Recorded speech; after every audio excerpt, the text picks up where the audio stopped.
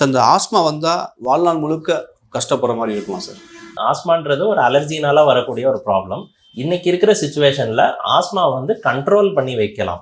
அலர்ஜின்றது உடம்போட நோய் எதிர்ப்பு சக்தின்னு ஒன்று இருக்கும் இல்லையா, ஒரு கிருமி வைரஸ் பாக்டீரியா தான் வந்து அதை தாக்குறதுக்குன்னு. அது வந்து தேவையில்லாமல் எக்ஸ்ட்ராவாக ரியாக்ட் பண்ணி அது இல்லாத சுச்சுவேஷன்ஸ்லையோ இல்லை கிருமிகள் இல்லாத ஒரு சில விஷயங்களுக்கோ ரியாக்ட் பண்ணி சளி இருமல் மூச்சு விட கஷ்டம்ன்றது உற்பத்தி பண்ணும். ஸோ அதுதான் ஆஸ்மா.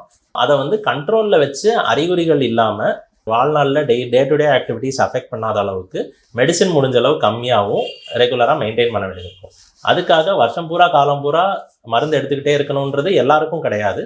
ஒரு சில குரூப்ஸில் பிளானோட அதை எக்ஸிக்யூட் பண்ணோன்னா நல்லாவே கண்ட்ரோல் பண்ணி மெயின்டைன் பண்ணலாம். இதுக்கான மெடிசன் என்ன தேவைப்படுதோ அந்த சுச்சுவேஷனுக்கு, அந்த என்விரான்மெண்ட்டுக்கு, அந்த சீசனுக்கு அதை வந்து எடுத்துக்கணும். அது என்ன எடுக்கணும்னு டிசைட் பண்ணுறது உங்கள் டாக்டர்கிட்ட போய் கேட்டுக்கலாம். இதை வந்து பயப்படக்கூடிய ஒரு நோய் கிடையாது. இதை வந்து ஒரு கண்டிஷனாக ஏற்றுக்கிட்டு மெடிசனை வந்து டெய்லி காலையில் பல் விளக்குற மாதிரி போட்டுட்டு அடுத்த வேலையை பார்த்துட்டு இன்னொரு நபர் எப்படி உங்கள் வயசுக்கானவங்க இருக்காங்களோ அதே மாதிரி நீங்கள் தாராளமாக வாழலாம்.